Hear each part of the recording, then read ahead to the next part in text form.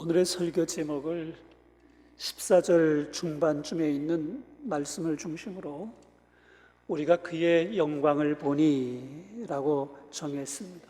다 함께 한번 따라해 보겠어요? 우리가 그의 영광을 보니. 여기서 이 우리가 라고 하는 표현은 요한복음을 기록한 사도 요한을 포함한 예수님을 따르는 사람들을 가리킨 표현입니다. 예수님을 영접한 하나님의 자녀된 권세를 가진 사람들이라고 해도 되겠어요. 또한 예수님의 공생의 기간 동안 예수님을 따라다니며 예수님의 행적을 직접 보고 직접 듣고 행하신 그 모든 일을 직접 목격한 사람들, 곧 주의 제자를 가리켜 우리가라고 표현한 것입니다. 요한을 비롯한 제자들이 요셉이라는 시골 목수의 아들인 예수님을 보니 그분은 목수의 아들 목수 수준이 아니었다는 것입니다. 공생의 3년 동안 예수님을 따라다니면서 그분이 행한 모든 언행, 그분이 행한 모든 이적, 그분이 가르치신 모든 말씀, 이 모든 것들을 보게 될 때 시골 무명의 목수가 아니라는 것을 알게 됐어요. 여기 우리가 보니라고 하는 그 부분에 본다라고 하는 단어가 데아오마이라고 하는 헬라어입니다. 이 단어는 화면에 있는 대로 가까이서 보다, 쳐다보다, 주목한다라는 뜻을 가진 단어고, 또 한편으로는 만난다, 배운다, 인지한다라는 뜻을 가진 단어예요. 예수님이 활동하시던 때 많은 무리가 예수님을 따르면서 여러 기적 행함도 보고 행하시는 설교도 직접 보고 들었어요. 그런데 대부분의 사람들은 그걸 시각적으로만 보고 그쳤습니다. 예수님의 행하시는 이적을 보면서도 신기하다, 대단하다, 이 시대에 이런 이적을 행하는 특별한 사람이다 라는 정도 수준까지 머무른 사람들이 대부분이었습니다. 반면에 요한복음을 기록한 요한을 포함해서 우리라고 표현된 이 사람들은 그 모든 것을 똑같이 보고 난 이후에 주목하여 쳐다보다가 예수님이 하나님이심을 인지하게 됐고 하나님이 예수님으로 이 땅에 오셨다는 걸 알게 됐어요. 그게 요한복음 1장 14절이에요. 함께 같이 1장 14절 한 번 더 봉독해 보겠습니다. 말씀이 육신이 되어 우리 가운데 거하심에 우리가 그의 영광을 보니 아버지의 독생자의 영광이요 은혜와 진리가 충만하더라. 아멘. 말씀이 육신이 되어 라는 표현은 태초부터 계신 하나님께서 흑으로 빚어진 육신으로 연약한 사람이 되어 이 땅에 오셨다는 말이에요. 이걸 신학 용어로 인카네이션 그래요. 성육신이라는 말로 번역하기도 했어요. 말씀이 육신이 되어라고 하는 그 되어라고 하는 단어가 에게네토라고 하는 단어인데 그 원형은 기노마이라고 하는 단어에서 왔어요. 이것은 어떤 사람이나 사물이 고유한 특성을 변화시켜서 새로운 상태가 되므로 이전과 전혀 다른 어떤 것이 되는 것을 말할 때 쓰는 단어예요. 그러니까 말씀이 육신이 되어 그 말은 창조주이신 하나님이 풀과 같이 연약한 존재인 피조물로 우리 가운데 거하시게 된 것을 가리켜 말씀이 육신이 되어 이렇게 표현한 것이고, 우리 가운데 거하심에라고 하는 그 말씀 가운데 이 거한다라는 단어는 에스케노센이라고 하는 단어입니다. 이 거한다라는 뜻인데 원래 원형은 스케노라고 하는 단어로 천막을 친다라는 뜻에서 온 말이에요. 출애굽 과정에 이스라엘 백성들이 광야에서 살았잖아요. 집 짓고 살 수 없으니까 텐트 치고 살았어요.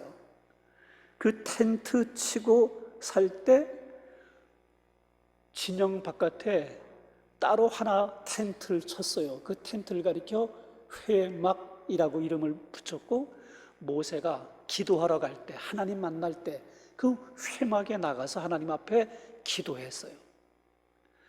그 회막이 이 모세가 기도하러 가게 되고 그 문 안에 들어가면 구름 기둥이 그 문 위에 내려서 문을 확 막고 하나님이 그 회막 안에 임재했다고 하는 것을 보여주었어요. 그걸 바라보는 텐트 앞에 있었던 이 이스라엘 백성들이 모세가 들어가고 난 그 회막의 구름 기둥으로 자욱하게 임재해 계신 그 하나님의 임재를 바라보면서 거기서 하나님 앞에 모세가 기도를 다 마치고 나올 때까지 서서 하나님을 예배하고 기도하고 그렇게 했었습니다.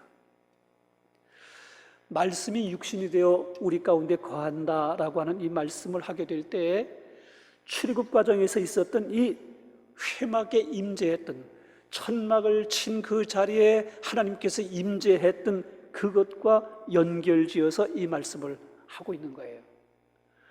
그래서 이 거한다라고 하는 단어인 스케노, 그리고 천막이라고 하는 뜻의 단어인 스케네, 그리고 하나님의 강력한 임재가 나타나게 되어 있는 구름 기둥 가운데 임재하신 그 하나님의 영광, 그것을 가리켜 쉐키나라고 하는 단어를 쓰는데, 이 단어 세 가지가 다 한 단어의 어원에서부터 나온 말들이에요. 하나님의 영광이라는 말과 연관된 단어들이라는 것입니다. 구약시대에 이스라엘 백성들이 성막과 성전에서 제물을 드려서 하나님 앞에 제사하면 하나님의 임재 현상들이 나타났습니다. 구름 기둥으로, 불 기둥으로도 광야 가운데 나타났지만 어떤 때에는 향기로, 어떤 때에는 연기로, 어떤 경우는 바람으로 이렇게 임했던 때가 있어요. 그걸 가리켜 쉐키나라고 하는 표현을 쓰는, 하나님의 거룩한 임재, 하나님의 영광, 이런 표현을 쓰는데, 예수님을 바라보게 될 때 주목하여 우리 가운데 와 계신 예수님을 봤더니 우리 가운데 거하시는, 천막을 치고 이 이스라엘 회중 가운데 회막에 임재했던 그 하나님처럼 예수님이 우리 가운데 들어오시고, 그 들어오신 예수님을 바라보았더니 그 예수님께 하나님의 영광, 쉐키나, 그 영광이 있는 것을 보게 됐다. 그게 요한의 증언인 것입니다. 우리가 예배를 드리게 될 때, 여러분, 모세가 회막에 나가서 하나님을 배울 때 구름 기둥으로 그 회막에 임재했던 것처럼 우리가 이 예배 현장에 이렇게 함께 예배 자리에 찬양과 또 기도와 말씀을 통해서 하나님 앞에 경배하는 여기에 성령께서 우리 각 사람에게 성령의 강한 임재로 여기에 함께 계심을 믿습니다. 장막문 앞에 구름 기둥으로 가리웠던 것처럼 예배 현장에 있게 될 때 은혜를 사모하는 모든 성도들에게는 이 시간이 그냥 연설하는 것 듣는 시간, 좋은 노래 음악 감상하는 시간이 아니라 하나님 앞에 서 있는, 내가 지금 하나님 앞에 있구나, 이것을 깨달을 수 있는 그 영광을 경험하는 그런 시간인 것입니다. 기도하다가 찬양하다가 설교 말씀을 듣는 중에 이 하나님의 영광의 임재, 쉐키나를 경험하는 아산천교회 모든 성도들이 되고 우리 교회 예배가 될 수 있길 주의 이름으로 축복합니다. 아멘. 요한복음 기록한 사도 요한을 포함한 이 우리라는 사람들은 예수님을 보면서 아버지의 독생자의 영광이요 은혜와 진리가 충만함을 보았습니다. 아버지의 독생자의 영광이라는 표현은 하나님께서 우리와 임마누엘로 함께 사시기 위해 우리의 삶의 현장 가운데 들어오신 독생하신 성자 하나님이란 말씀이에요. 이 독생자라는 뜻은 다 잘 아시지만 잘 사용하는 말은 아닙니다. 성경원어로 모노게네스라고 하는 단어인데 사도 요한이 유독 이 단어를 많이 썼어요. 요한복음에서 4번을 썼어요. 요한 1서에서도 1번을 사용했습니다. 성경 전체를 통해서도 몇 번 나오는데 대표적으로 이삭을 가리켜 아브라함의 독자라는 말을 쓸 때 이 단어를 썼어요. 그런데 공교롭게도 이삭은 예수님의 예표예요. 그 번제로 드리는 아버지의 그 의도를 다 알고도 자신의 목숨을 그냥 의연하게 아버지께 맡겼던 그 이삭, 그게 예수님의 모습이었다는 거죠. 그와 동일하게 예수님도 독생자라는 표현을 쓰는데 하나님이신 예수님이 인성을 입고 이 땅에 태어난 유일하신 하나님의 아들이라는 뜻도 되지만 하나님의 그 뜻, 하나님의 의도를 따라 십자가에 죽기까지 순종하신 아들 이삭의 예표이셨던 이삭의 실상, 그 분이 예수님이라고 하는 것을 내포하고 있는 말씀입니다. 문법적으로 이 우리가 보니라고 하는 단어는 현재 완료형 동사예요. 그 헬라어 문법에서 현재 완료형 동사는 이 본다라고 하는 단어가 한 번 보는 걸로 끝난 게 아니라 현재 본 것으로 시작해서 계속해서 보고 있는 일련의 행동을 가리켜 본다라고 하는 데아오마이라고 하는 단어를 써요. 여러분, 우리가 예수 믿는 사람들은 끊임없이 예수님을 바라보는 사람들입니다. 인정하시면 아멘. 제 결혼식 주례를 우리 교회 협동 목사님으로 계신 김재훈 목사님이 주례 목사님이셨거든요. 근데 그분이 주례사를 말씀하신 중에 그날 저도 처음 하는 결혼이라 벌벌벌벌 떨고 제 아내도 뭐 처음 하는 결혼식이니까 이게 그냥 정신이 하나도 없는데 그런데도 불구하고 주례사 한마디가 제 귀에 박혔어요. 지금까지도 잊지 않는 주례사 말씀이 한 남자, 한 여자, 장성한 이 남녀가 장성하게 될 때까지는 각기 따로따로 하나님 바라보며 사는 인생 살았지만은 이제 결혼하고 난 이후에는 부부가 돼서 남편과 아내가 나란히 한 자리에 서서 한 시각으로 주 예수님을 바라보며 인생을 살아가는 것이 결혼이다. 이 말씀을 주례사 가운데 하셨어요. 지금 생각해봐도 참 은혜로운 주례사였어요. 신앙생활도 마찬가지입니다. 평생 예수님 바라보며 가는 게 신앙생활입니다. 세례받았으니까 나 이제 집사 됐으니까 내가 벌써 권사가 됐거든, 장로님 되고 목사님 됐는데 이젠 졸업이지, 이렇게 생각하면 안 된다는 거예요. 우리 주님 앞에 서는 그날까지 예수님 바라보고 더 깊이 알아가고 인생 끝날까지 예수님 바라보고 그게 본다, 우리가 보니 라고 하는 그 단어에 이 문법적으로 깨달을 수 있는 은혜의 교훈이 거기에 있어요. 신앙의 연조가 깊어질수록 교회에서 섬기는 직분이 더 중해질수록 교회에서 맡은 일이 많아질수록 여러분 이걸 놓치지 않고 주님 집중해서 바라보고 주목하고 그분 닮아가고 이런 노력이 있어야 됩니다. 참 불행하게도 거꾸로 가는 사람들이 있어요. 말이 거칠어지고 행동이 과격해지고 섬기기보다 내가 장로인데 내가 권사인데 자세하려고 하고, 어떤 교회는 권사님들이 무서워서 교회 나가기 싫다는 분들이 있는 교회가 있더라고요. 호랑이 같은 권사님이 계시대요. 시어머니 같은 권사님이 계시대요. 참 왜 그랬는지 모르지만 잘못된 거죠. 권사님이라고 하면 언제라도 엄마 같은 마음으로 내 하소연 들어줄 수 있는 그런 분이 돼야 되죠. 언제라도 내 잘못 가져가서 이야기하고 따끔하게 야단치면 그 권사의 말씀을 마음 편하게 참 감사함으로 받아들일 수 있는 그런 분이 돼야 되죠. 우리 교회 권사님들은 다 그냥 젊은 분들이 돼서 뭐 그런 일들이 없지만, 이 가끔 그런 문제 있는 교회들을 보면 그런 일들이 있는 경우가 있어요. 여러분, 평생 주님 바라보고 주님 닮아가는 우리 모든 성도들 다 될 수 있기 주의 이름으로 축복합니다. 아멘. 요한복음 1장 15절 말씀을 다 함께 봉독하겠습니다. 1장 15절. 요한이 그에 대하여 증언하여 외쳐 이르되 내가 전에 말하기를 내 뒤에 오시는 이가 나보다 앞선 것은 나보다 먼저 계심이라 한 것이 이 사람을 가리킴이라 하니라. 아멘. 요한복음 1장 15절에 나오는 이 요한이 그에 대하여 라고 하는 이 요한은 1번 사도 요한이다, 2번 세례 요한이다. 정답은? 세례 요한입니다. 사도 요한도 요한, 세례 요한도 요한. 이 성경에 요한이라고 하는 이름이 많아가지고 더군다나 요한복음을 함께 공부하면서 요한 그러니까 이게 어느 요한인지 헷갈릴 때가 있어요. 사도 요한이 아니고 세례 요한입니다.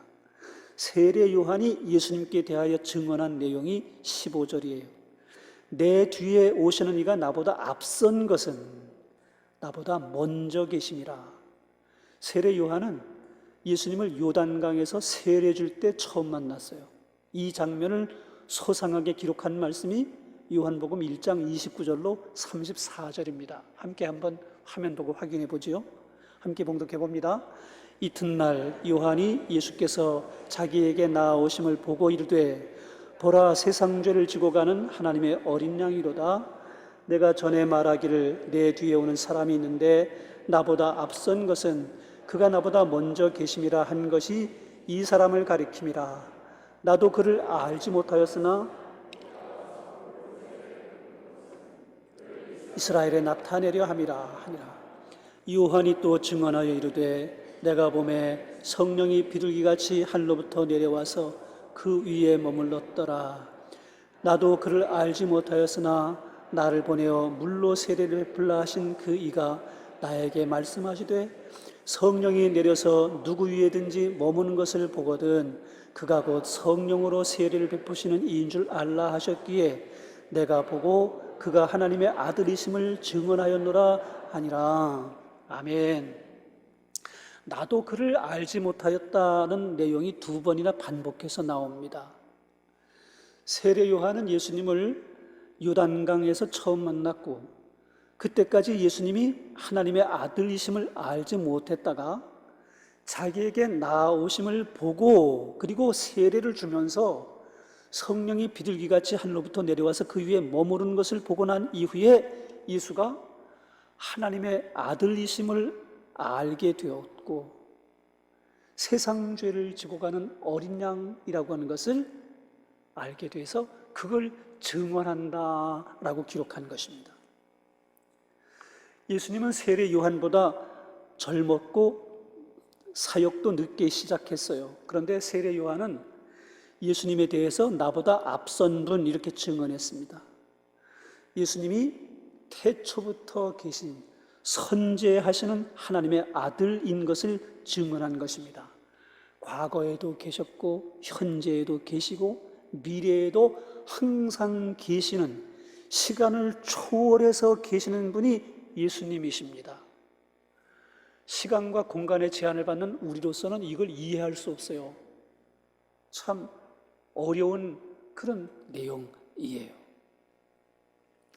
세례 요한이 예수님을 알지 못하였다가 예수님을 보고 난 이후에 알게 됐던 것처럼 우리도 예수님을 알지 못했던 때가 있었습니다. 저도 예수님이 하나님이신 것을 알지 못했던 시절이 있었습니다.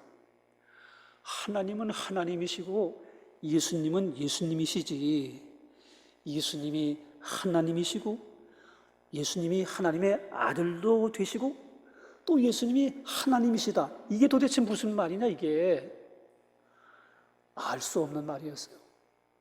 이해가 안 되는 말이었어요. 그런데 어느 날 그게 믿어졌어요. 내가 믿겠다고 막 노력한 게 아니에요. 그런데 그냥 믿어졌어요.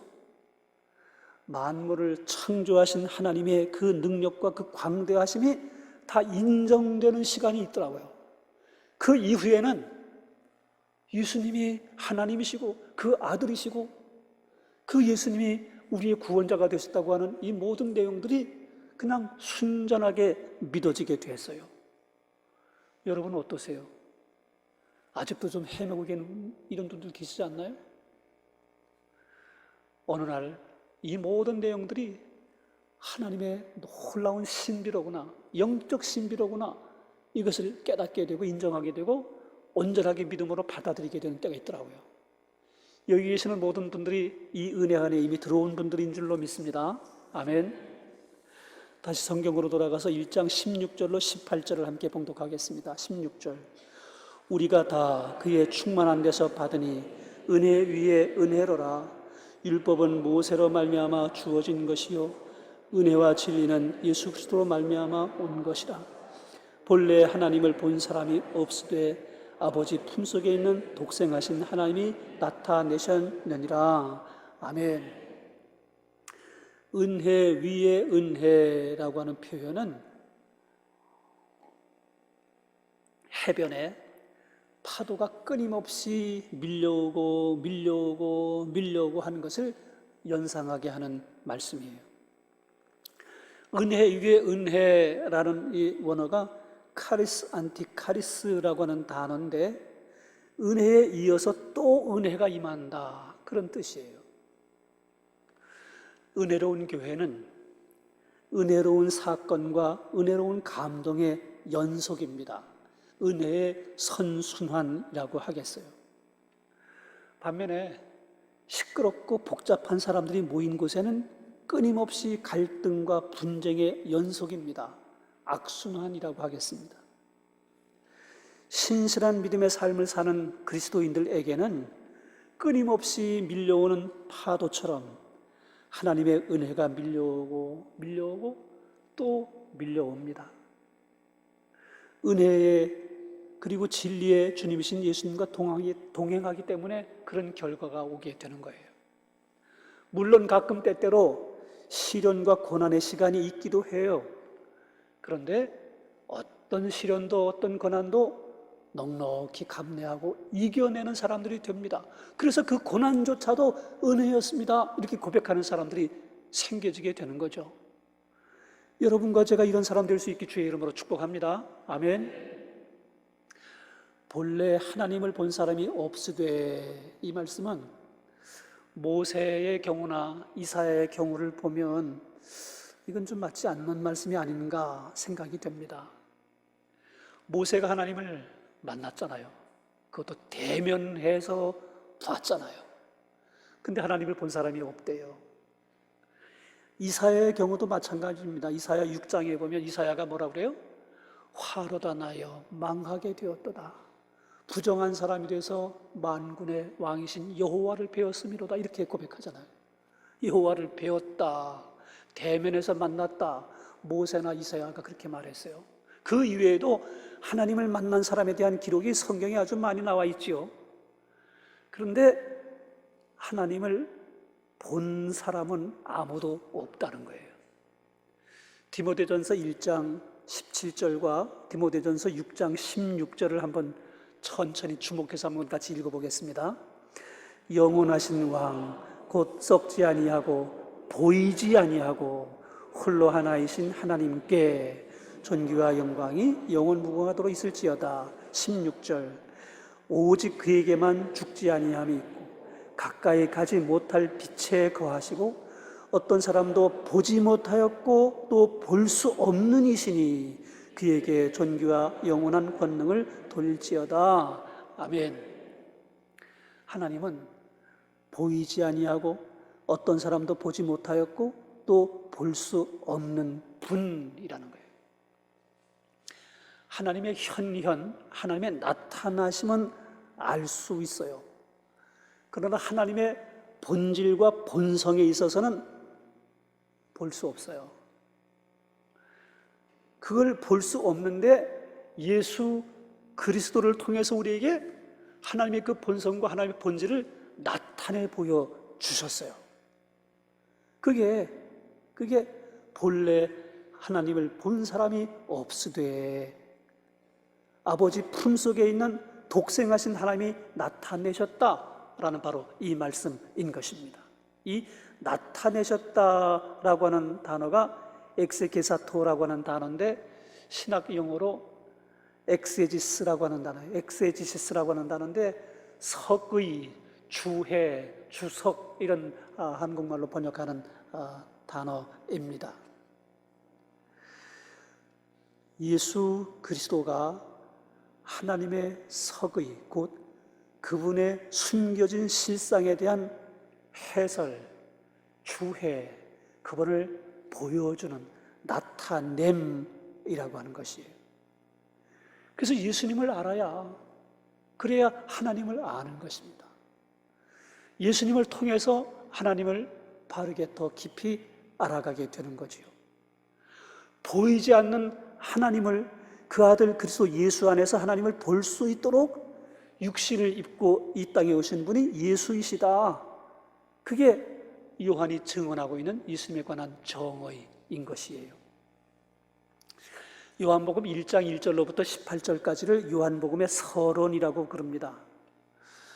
공부 많이 하신 분들 아시지만 논문이나 전문 서적에서 서론 부분에 중요한 명제를 제시하고 차후에 강론을 통해서 그것을 펼쳐 증명하면서 논문을 전개하고 전문 서적을 쓰잖아요.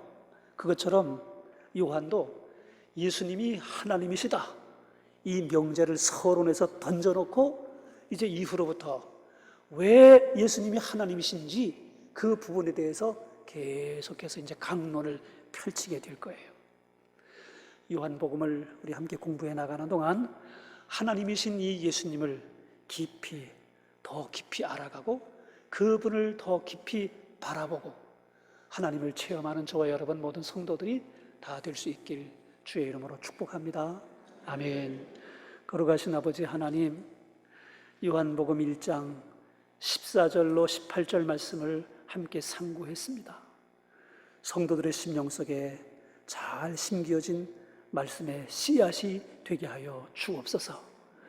이 씨앗이 100배, 60배, 30배의 결실을 낼 수 있도록 우리의 심령이 옥토가 되게 하시고 성령님 감동시켜 주셔서 말씀의 사람으로 더 큰 믿음을 가진 아산천옥교회 모든 성도들로 세워 주옵소서. 우리를 축복하시기를 바라고 우리 구주 예수님 이름으로 기도하옵나이다. 아멘.